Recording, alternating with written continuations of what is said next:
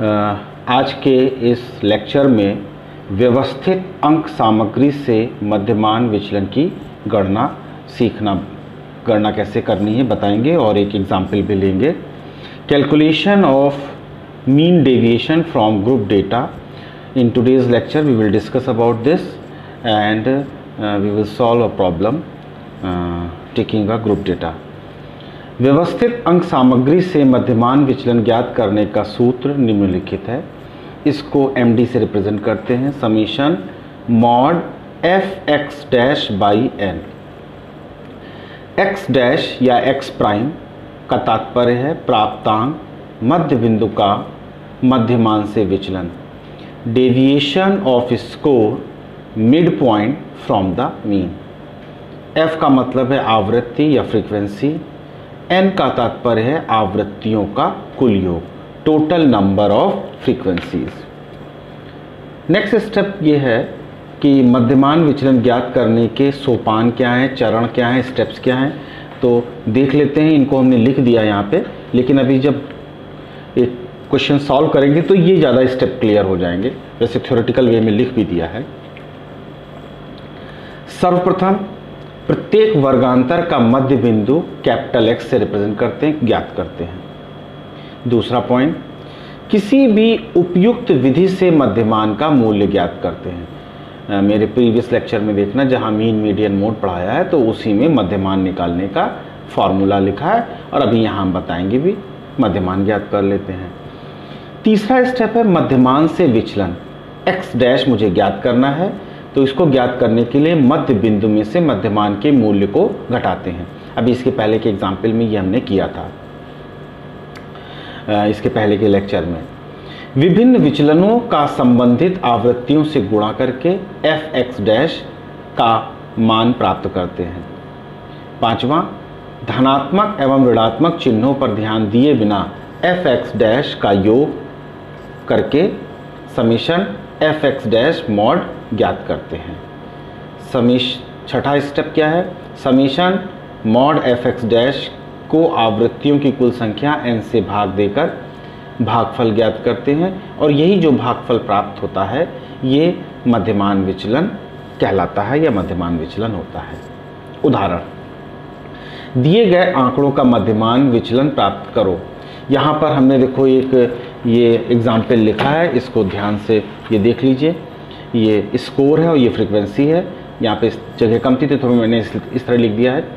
195 से 199, 190 से 194, ये क्लास इंटरवल है, 5-5 का है। 185 से 189, 180 to 184, 175 to 179, 170 to 174, 165 to 169, 160 to 164, 155 to 159, 150 to 154, 145 to 149, 140 to 144, and corresponding frequencies are given 1, 2, 4, 5, 8, 10, 6, 4, 4, 2, 3, 1.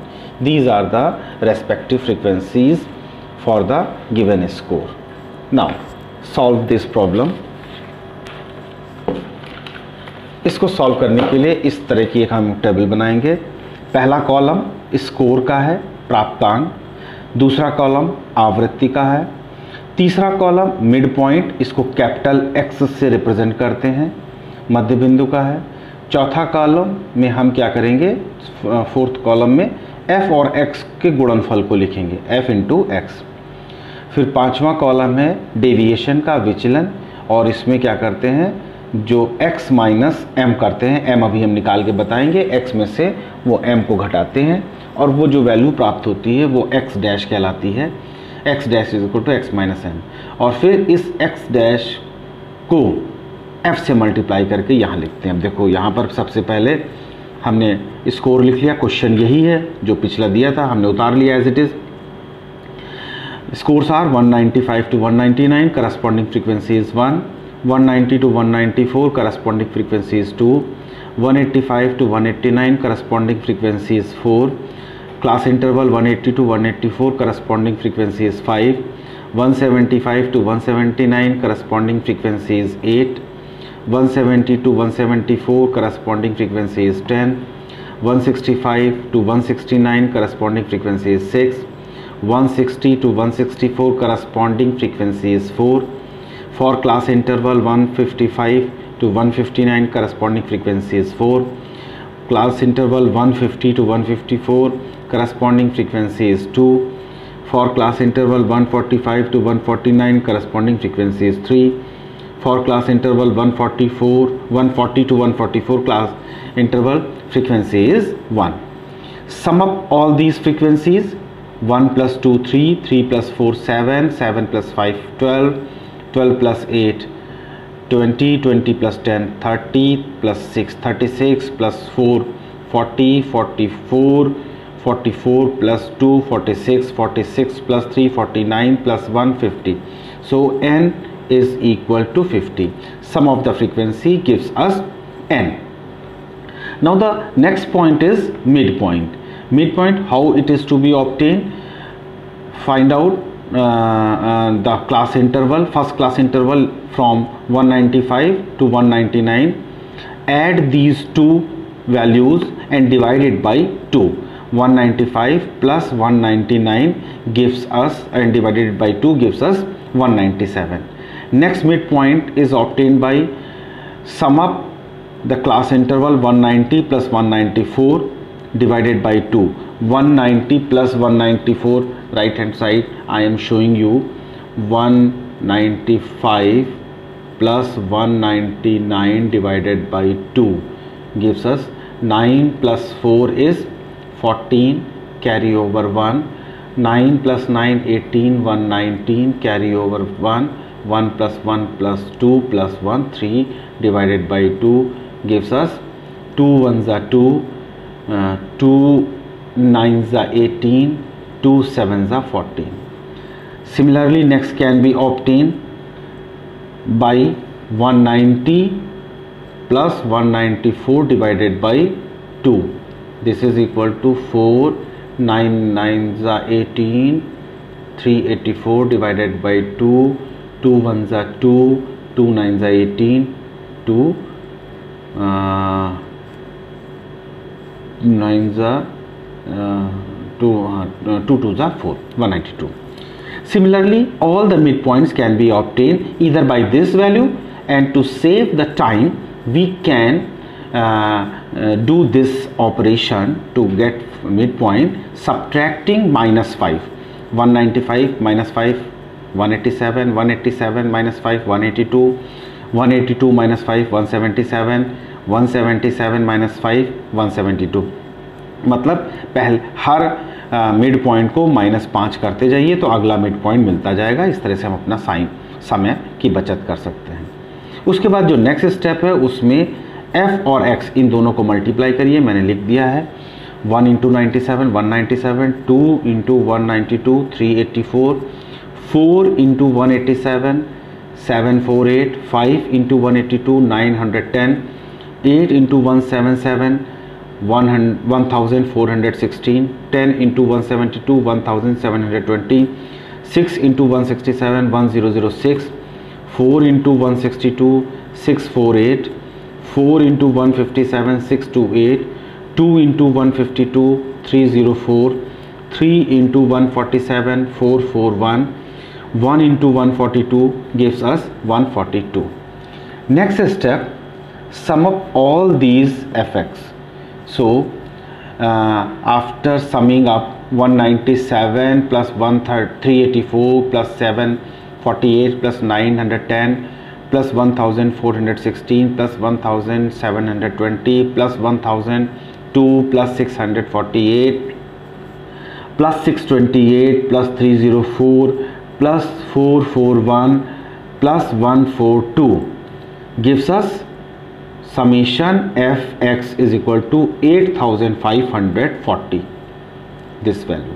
Now mean मध्यमान निकालने का फार्मूला होता है summation fx by n is equal to 8540 upon 50, ये 0 0 कैंसिल हो गया, 854 upon 5, this gives us 5 1s are 5, remainder is 3, 5 7s are 35, then 4 0 decimal 5 8s are 40. ये हमारा mean निकल आया। अब देखो नेक्स्ट स्टेप डेविएशन है, तो इसी को बार बार हमको घटाना है।